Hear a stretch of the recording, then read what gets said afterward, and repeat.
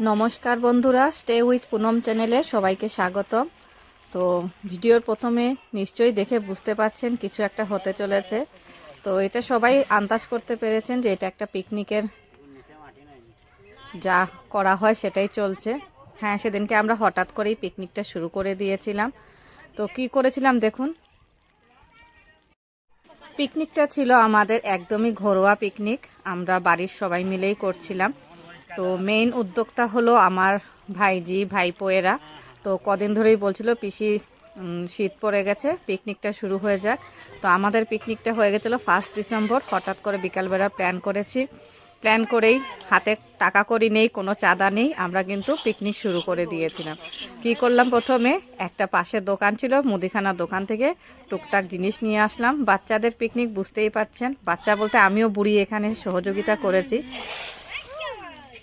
ব্যাকগ্রাউন্ডে কিছু কথা শোনা যাচ্ছে, সেটা আপনারা সবাই হয়তো বুঝতে পারবে না, এটা লোকাল একটা ভাষা। আমরা সিলেট ডিস্ট্রিক্ট, যেটা আগে ছিল বাংলাদেশের, সেখানেই থাকি। বর্তমানে এটা কাছাড় ছিল, তারপরে হয়েছে এখানে, মানে প্রথমে ছিল কাছাড় ডিস্ট্রিক্ট, তারপরে এটা কাছাড় ডিস্ট্রিক্টটা আরও 3টে পার্ট হয়েছে, হাইলাকান্দি আর করিমগঞ্জ। কিন্তু বর্তমানে 2024 সালের নভেম্বরের লাস্টে এটা ঘোষণা করা হয়েছে শ্রীভূমি। তো শ্রীভূমির একটা কারণ হলো কবিগুরু রবীন্দ্রনাথ ঠাকুর কখনো এই করিমগঞ্জ যে জায়গাটা, এর শ্রী দেখেই বলেছিলেন এই জায়গাটার নামটা শ্রীভূমি হওয়া উচিত। তো যাই হোক, বর্তমান আমাদের মুখ্যমন্ত্রী সেই নামটাকে আবার স্বীকৃতি দিয়েছেন। আর এখানে চিল্ড্রান পার্টি খুব এনজয় করছে, বক্স বাজানো হয়েছে। মেনত যেটা আনন্দ বলতে বাচ্চাদেরই আনন্দ, এখানে গান টান হচ্ছে, ছোটো বাচ্চারা নাচছে।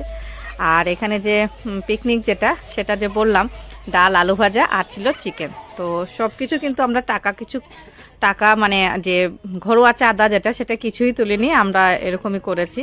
পরে টাকাটা ম্যানেজ করে সবাইকে দেওয়া হয়েছে। তো এখানে মুরগির মাংসটা সবার লাস্টে এসছে, কারণ সেদিনকে আমি বাজারে যাইনি। আমি দাদা একজনকে বলে দিয়েছিলাম তুমি আসার সময় মুরগির মাংসটা নিয়ে আসবে, যেহেতু আমার একটা চেনা দোকান আছে, সেখান থেকে আমি ফোন করে দিয়েছি, ওনারা নিয়ে এসছেন। আর রান্নাতে এখানে আমি রান্নাটা করেছি, কারণ সব কিছু আমার ঘাড়েই ফেলানো হয়।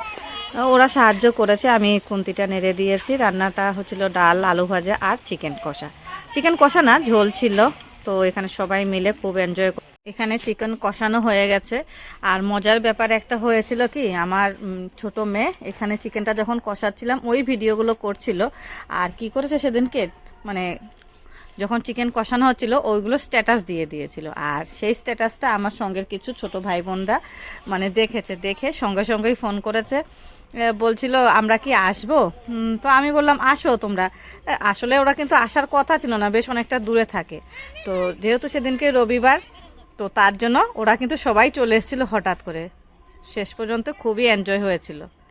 ভিডিও ভালো লেগে থাকলে অবশ্যই লাইক কমেন্ট ও শেয়ার করবেন। আর নতুন হলে সাবস্ক্রাইব করে চ্যানেলটির পাশে থাকার অনুরোধ রইল।